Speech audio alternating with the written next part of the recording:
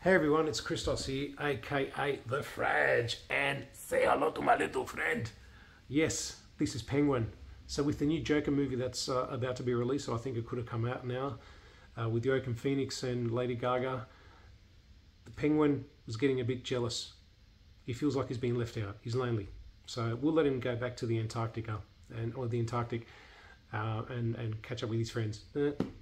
Okay, so today I'm doing a product review of the Fender Made in Japan Hybrid 2 Jazz Bass. So before we get, I'll break this up into 4 parts. The first part will be about the specs. Part 2 will be on some sound samples. Part 3 will be on some things that you probably want to be mindful of, and also some things that I've noticed. And these are just my opinions. And then part 4, I'll go into some detail about some modifications that I'm looking to do. Now, before we get started, please hit like, subscribe. I'm irregularly putting out videos contingent on family, work, and defending the 7 galaxies against the evil Zulfinius. And also, I just want to clarify that I paid for this bass myself. I paid for it out of my hard-earned credit card. It wasn't loaned or gifted to me by anyone, by a music store. It wasn't loaned or gifted to me by Fender Australia. So this is what I'm giving today is a unbiased, genuine and honest review. So let's kick off with part 1. Part 1, specs. It's a jazz bass. It came out around 1960 and it's coming up to 65 years. It's a classic, timeless design. It's never going to go out of fashion. It just gets copied and copied and copied, like so many of Leo Fender's designs. God bless him. So it's a jazz bass and it's designed to sit more comfortably when you're playing. So let's start off with the body. The body is made out of alder, which is a medium density hardwood. That's a species of wood. It's alder.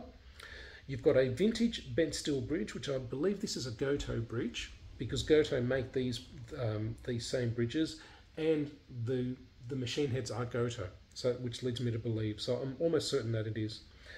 You've got 2 custom voiced single coil hybrid 2 pickups according to Fender's website. They're low output, so this is about 6.8 k ohm, 6.3 for the neck pickup, and you can measure that by putting the lead into your guitar and then using your multimeter nodes to connect with the lead on the other side, on the tip of it, on either side of the little gold piece or chrome piece, whatever it is, and then you can measure the output of the pickup. So again, 6.8, 6.3, it's not too high output. So you're probably using this bass or these pickups for soul, funk, blues, pop, maybe a bit of rock, but would you go hard rock, or even heavy metal? No. Then you've got the control here. You've got the volume for the middle, volume for the bridge, and a master tone. Now, under here, you've got CTS pots, proper CTS pots, really big ones, high quality, and you've got this orange drop capacitor in here that, I kid you not, is the size of a Jack Daniel's No. 7 bourbon whiskey barrel. I mean, it is big. I don't know how they fitted it in there, but it's there. You've got the chrome plate there. You've got the vintage style pickguard. I've still got the sticker on here, and also the plastic covering. And it's a 3-layer or 3-tier pickguard. And it's really interesting because when you look at it, the first black layer is thick, then the middle white layer gets thinner, and then the top black layer is the thinnest. So it's actually nice how they do that. You know, it's these little things that really make a difference in appreciating the craftsmanship that goes into manufacturing one of these bass guitars. It's a gloss urethane finish, okay? Now moving on to the neck. The neck is this bass guitar is a 34-inch scale, 34 inches, which is a standard long scale. So you've got different scale lengths. So medium is about 32, small is 30 inches, and extra long is 36. You've got the actual fretboard is gloss urethane, so it looks like there's a varnish finish on here. Whilst the back is, and let's roll over to the back here.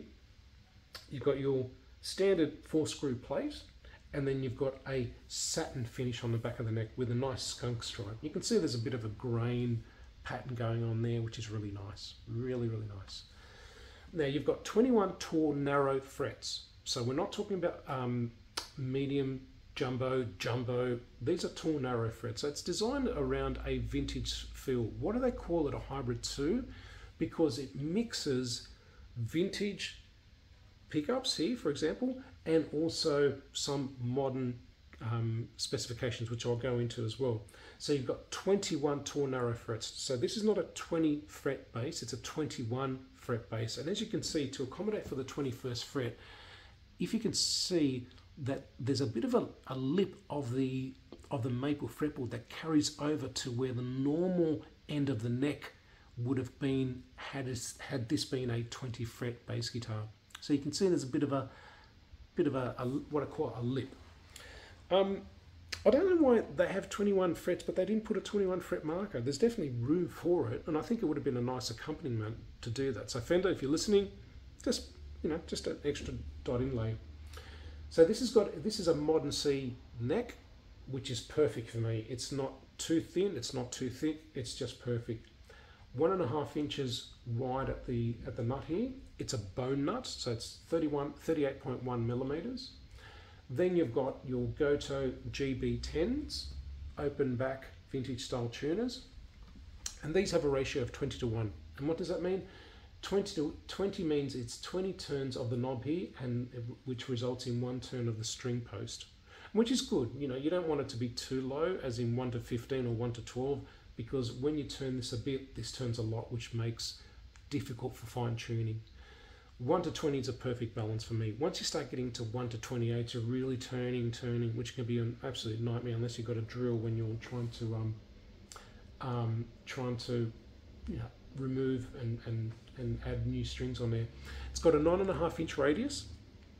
So what does that mean? When you hear guitars that say 9.5 inch radius, 12 inch radius, 14 inch radius, what that means is that if you start at a dot and then move up 9.5 inches, if you draw a circle, the curvature of that circle equates to the curvature of the fretboard.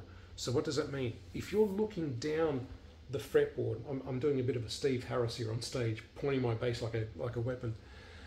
The fretboard actually curves slightly. So when you have a higher inch radius, let's say 12, 15, you're talking about a bigger circle. And when you're talking about a bigger circle, to take a cut of that to reflect the curvature of your fretboard, it's almost straight. So therefore, the curvature of the fretboard doesn't impede on when the strings are being pulled upwards and notes are being bended. So in other words, it doesn't drown out a note when you're bending the string up, because the fretboard is pretty much flat. Well, so imagine if you're looking at down the fretboard like here, if the fretboard is too curved because you've got 7.25 inch radius, when the string starts to be bended by the guitarist or the bassist, it could drown out because it's making contact with the peak of the fretboard. Whilst if you're talking 12 inches, 14, 16, and by the time you get to 16, it's almost flat, the fretboard. Then you also have the truss rod, which is adjustable at just where the bone nut is. And that's great because you don't have to remove the neck, unlike the made in Japan traditional models, which I have a few. Recently I actually had to remove the neck and tighten the truss rod because it started to bend, the neck started to bend a bit. So it is a two-way truss rod, lefty loosey, righty tighty, as we say it. So as I'm looking down the guitar, if I turn it clockwise, I'm tightening the truss rod nut, which means it lifts the neck, which means it reduces the distance from the frets to the bottom of the string, and opposite if I'm loosening the truss rod. You've got a vintage string tree here for your D and your G strings.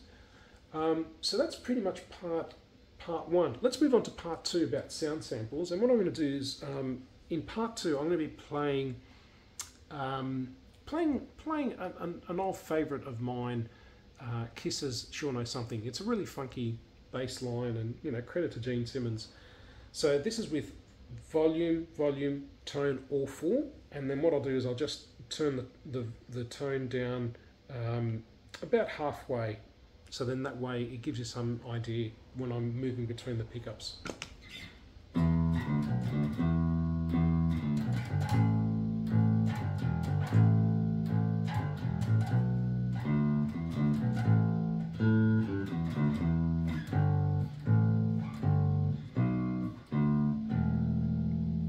And I should say that these are the standard nickel wound, round wound bass strings. I think they could be D'Addarios looking at the coloured ball ends, but these are the standard, so they're 45 to 105 gauge. Now I'll turn the the tone down about halfway.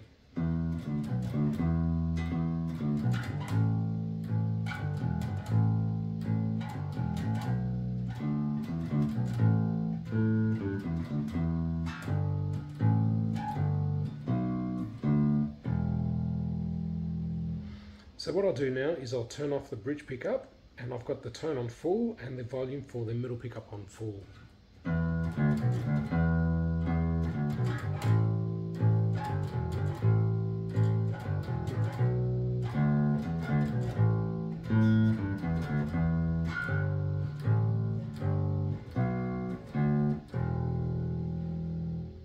So let me turn the tone down about halfway.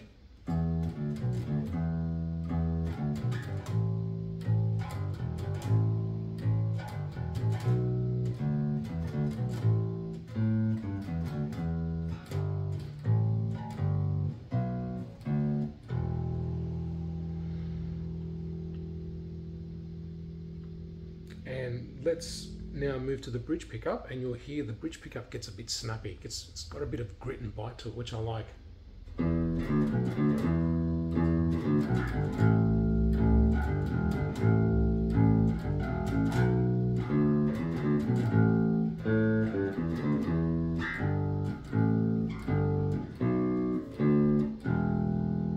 then I'll turn the tone down about halfway.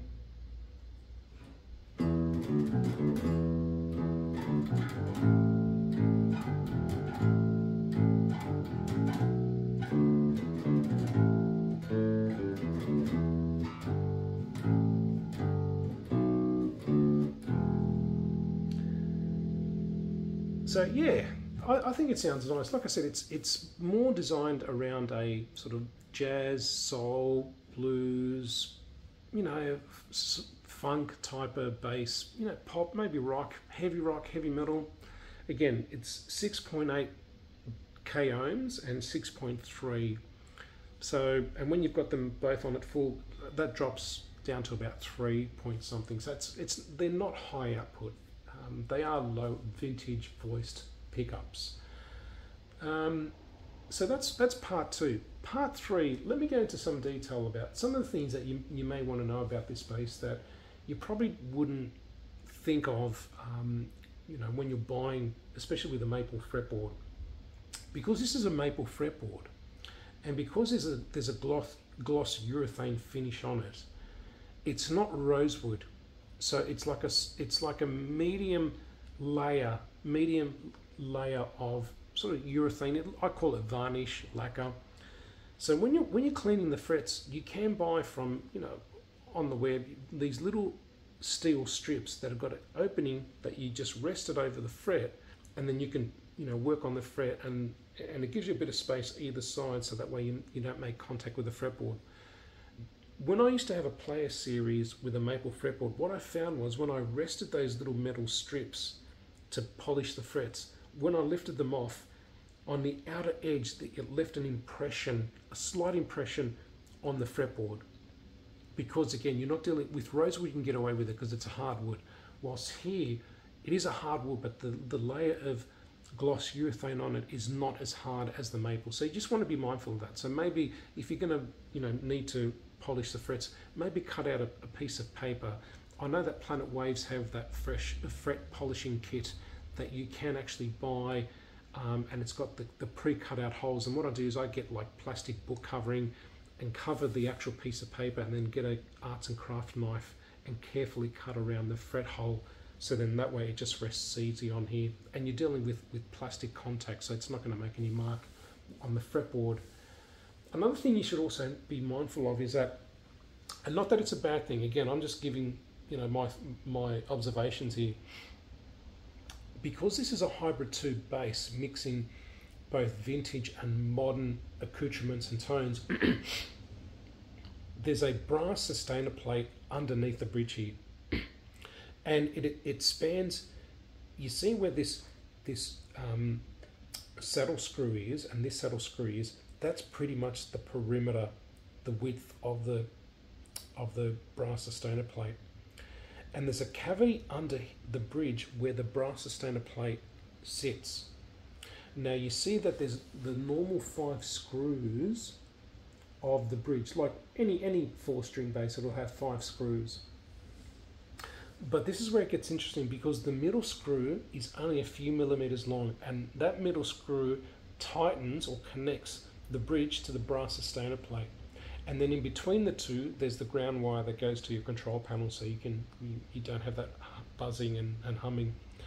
Then these 2 screws either side of the middle screw go through the brass plate. They don't screw through the brass plate, they pass it, but then they screw into the body, right? So there's not as much screw going into the wood had the brass sustainer plate not been there and you're dealing with flush piece of alder there. Then these 2 screws here are screwed straight into the body. However, there's only a very, very short distance of alder between that screw and the cavity. So because there's a thin wall there, you don't want to tighten these screws too much, just in case that little thin wall of alder cracks. So just be mindful. For me personally, I don't mind. I've got my Hybrid 2 precision bass that I've also done a review on, and I changed it with a Fender high mass bridge, and it worked pretty well. Now, the closest specification that I got was, because I changed it with a high mass bridge, the high mass bridge is actually thicker. It's not as thin. It hasn't got as thin a base as a vintage bent steel bridge. So the screw that comes stuck with this won't go through the high mass bridge, the base of it, because it's much thicker. So I had to actually scour around the internet, and I was taking measurements. In the end, I determined that it is an M3.5. In other words, it's a metric 3.5 screw. So that's, and I've bought a few, so I'm going to make some changes to this. So just wanted to let you know about that. That, you know, if you want to leave it, leave it. If you want to add a bit more mass and sustain, there is also another option you can do. Goto do sell bigger bridge saddles. So these are about 8 millimeters in diameter.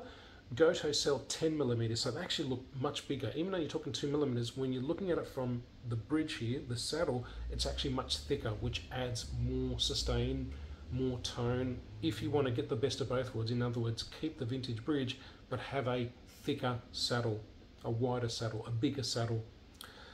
So that's pretty much part 3, you know, things that you want to be mindful of. So that way, if you do take it off and then you want to put a high mass bridge and the middle screw is not going through the base of the high mass bridge because the base is too thick, there's ways around it. So then now we move on to part 4 in terms of things that I might do, modifications I might do to this bass. So some of the modifications I might do is change the strap holders, the normal strap holders, to Jim Dunlop.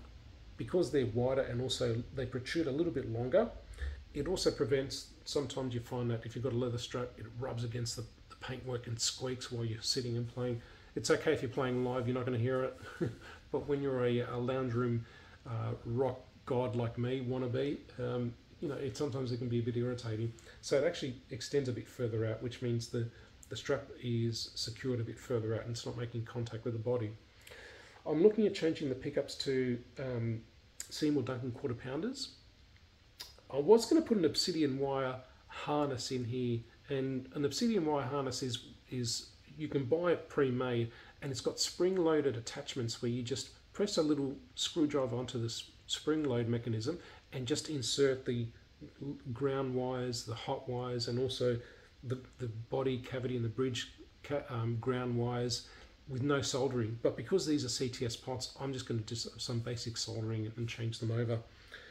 Probably going to change the bridge to a Fender high mass bridge. Recently, Amazon Australia was selling them for like $55 each, and you know, you buy them here at stores for like $120, $150.